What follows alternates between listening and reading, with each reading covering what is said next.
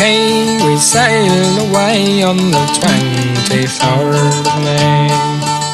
We were bored. The opening lines to Paddy's Green Shamrock Shore, sung here by Strabane man Paul Brady with the Johnsons, reminds us of that often perilous transatlantic voyage that thousands of our ancestors took.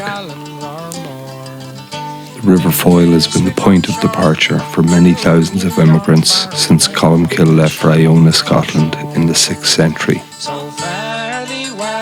Whilst the peak immigration time from Derry Quay was around the time of the famine, there was another exodus from Ulster that occurred around 100 years before that would have a profound effect on the musical landscape of the land of opportunity, America. Scottish Presbyterians who had fled religious persecution found themselves in Ulster, and many after a few generations boarded the ships bound for the land of divine providence.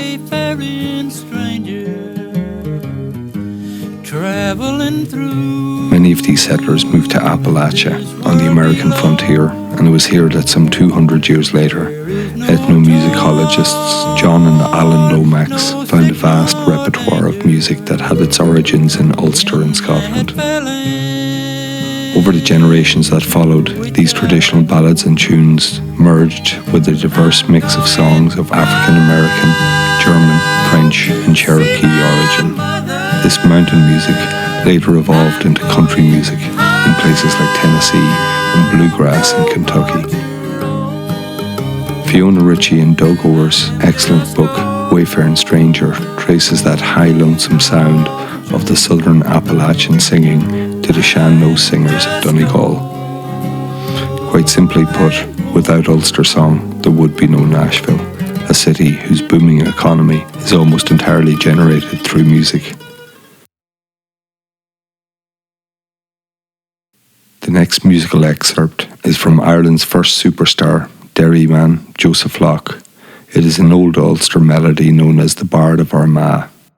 All leaves to the strains of a poor Irish harper, and scorn not the strings from his poor withered hand.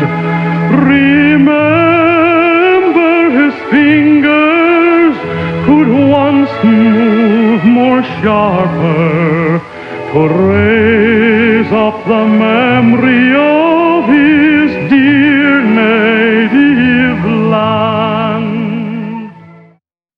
By the time the song had made its way to Texas, it had become the Dying Cowboy or the Streets of Laredo. Here's the late great Johnny Cash performing the song with the requisite resonant pathos. As I walked out on the streets of Laredo, as I walked out on Laredo one day, I spied a young cowboy all wrapped in white linen, wrapped in white linen, as cold as the clay. When the melody had journeyed to the birthplace of jazz, the amazing American cultural melting pot that is New Orleans, African American musicians changed the time signature and added some melodic variation. The song morphed into the jazz standard, a dirge known as St. James Infirmary. In this version, the great Louis Armstrong, the surname common in both the Scottish borders and Ulster, laments the loss of his true love. The words may have changed, but the song's sentiments remain the same. She was stretched out on a long white table, so cold, so sweet, so fair.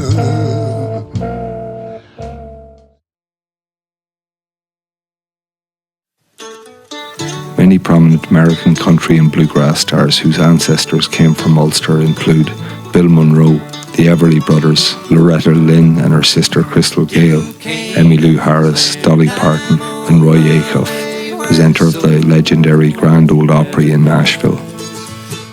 Bluegrass superstar Ricky Skaggs is very proud of his Ulster roots. He says, "My family on my mother's side were Scots-Irish. They were the Fergusons who left Limavady in East Donegal in the early part of the 18th century. They eventually moved to Kentucky, where I grew up with a real taste for bluegrass music. And the soul of man never dies.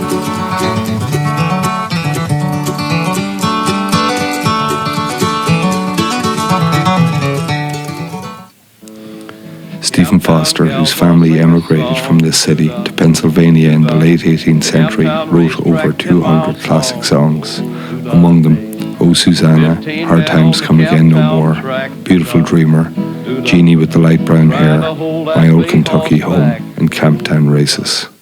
Although Stephen Foster is most often remembered today as the father of American popular song, the particular musical genre for which the vast majority of Foster's hits were composed is rarely discussed in much detail. This, of course, was the first form of mass popular culture to emerge in America, and the country's first substantial cultural export, the musical genre known as the blackface minstrel show. The image on the right of blackface minstrel singer Al Jolson offers an example of the way in which minstrelsy is most often remembered today. However, it is worth noting that Jolson and the early decades of the 20th century actually marked the end of the minstrel show, and of a genre that had first come into being almost a century before that time. The image on the left, in contrast, offers an example of what minstrelsy comprised of in the early to mid-19th century. Although undoubtedly racist, with minstrelsy also came the first instance in American popular music of white musicians performing black music upon the American popular stage. Although by the early 20th century, professional minstrelsy had largely been replaced by later popular forms such as vaudeville, jazz, and a host of others, it did not disappear. The continuing influence of minstrelsy was most keenly felt in country music and related genres such as bluegrass and hillbilly or mountain music. Most of the founders of these genres, for instance Roy Acuff, Bill Monroe, Hank Williams, and others, had backgrounds in blackface performance, most often through performing in their early years in medicine shows. This is one of the biggest forgotten secrets in country music history, but one that is just as complex as it is controversial. Both the pre-famine Scots-Irish and post-famine Irish diaspora in America featured particularly strongly in minstrel shows throughout the 19th century. However, the story of that Irish involvement is one that really begins in the final year of the War of 1812, America's first war as an independent nation, and in the notable readoption of the Irish Protestant Unionist ballad, The Boyne Water. While the history of the blackface minstrel show is a complex and controversial one, scholars of blackface minstrelsy trace the origins of the genre to the first blackface song to be published in America, Backside Albany, a song which was in essence a rewrite of the Revolutionary era ballad, The Boyne Water, but adapted to American context during the wartime crisis period of the War of 1812. Historian David Waldstreicher notes that of the three national anthems written during that war, the other two being the Star-Spangled Banner and the Hunters of Kentucky, Backside Albany was not only the first and the most northern of the war's three national anthems in origin, but was also the most popular of the three, despite being largely forgotten today. After its initial period of gestation in the 1830s and 1840s, in subsequent decades, the blackface minstrel show would come to dominate American popular culture. The blackface minstrels were also particularly influential in introducing the banjo to the southeastern mountainous region of Appalachia, and without which later genres of country music and bluegrass simply would not have been possible. The blackface minstrels were also particularly influential in introducing the banjo to the southeastern mountainous region of Appalachia, and without which later genres of country music and bluegrass simply would not have been possible. One of the most significant of all the blackface minstrel groups to achieve notoriety in the 19th century were Christy's Minstrels, whose incredible success can be largely attributed to their specialization in the songs of Stephen Foster. Foster achieved his greatest success with blackface minstrel songs like "Oh Susanna," a song that had sold more than 100,000 copies in America, easily trumping the previous record of 5,000 copies.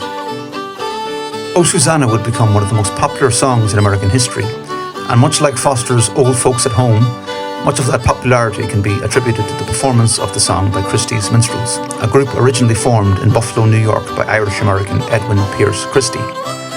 Formed originally in 1843 and lasting through to the 1870s, Christy's Minstrels were a phenomenally popular group, not merely in America, but across the rest of the Anglophone world as well. A 12th century monastic poet, writing about the founder of this city, St. Columcille, beautifully encapsulates the melancholy that is so pervasive in the music of those who are forced to leave their homeland.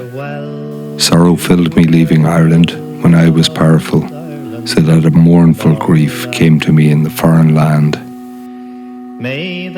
This theme of exile and toil perpetuates and can be clearly discerned from the music of Appalachia as we're cast back to that high lonesome sound.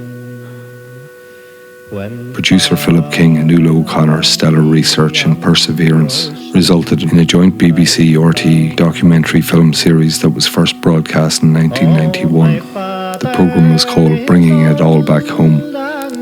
This brilliant series continues to this day and features some of the finest Irish, English, Scottish and American musicians. One of the highlights of the first series was the Everly Brothers singing the well-known murder ballad Rose Connolly, with Liam O'Flynn on the pipes. That was a song that Don and Phil learned from their father. They assumed it was an old Kentucky song, but it had actually been collected in Ireland in 1810 by Edward Bunting in Coleraine.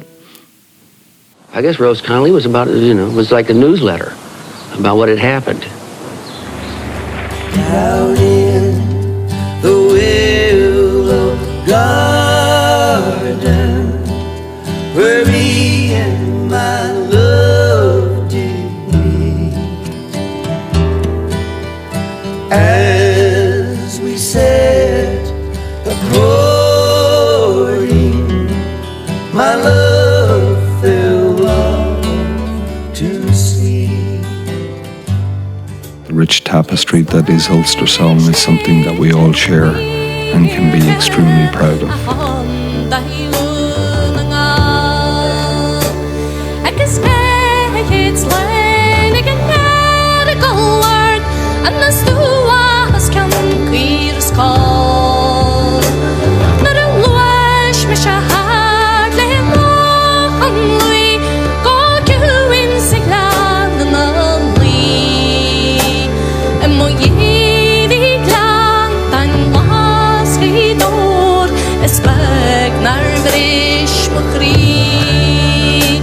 Eng